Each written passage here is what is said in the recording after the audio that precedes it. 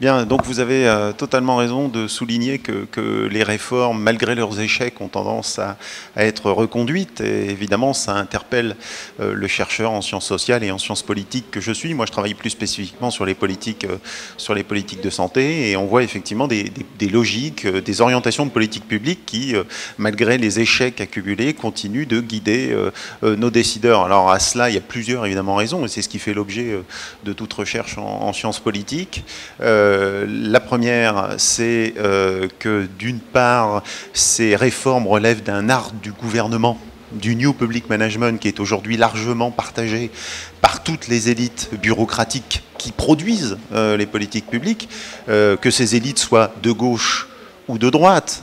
Moi, quand j'interroge les hauts fonctionnaires qui font les politiques de santé en France, qu'ils soient de gauche ou de droite, ils partagent globalement les mêmes orientations en termes de diagnostic et en termes de pronostic, ce qu'il faut faire. Donc, je dirais, l'omniprésence des hauts fonctionnaires porteurs de cette nouvelle art de gouverner qu'est le New Public Management dans les sphères de l'État assure une continuité aux politiques publiques. Ensuite, il y a évidemment une explication par les intérêts.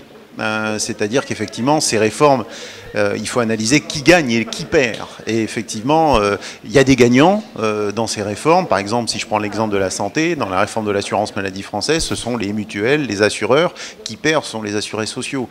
Donc, en fait, ces politiques publiques, en quelque sorte, suivent les lignes de force et l'état des rapports de force entre les intérêts du secteur. Donc, à la fois un phénomène cognitif, un partage de croyances par ceux qui font les politiques publiques, et ensuite des rapports de force entre intérêts qui orientent les politiques publiques dans un sens plutôt que dans un autre.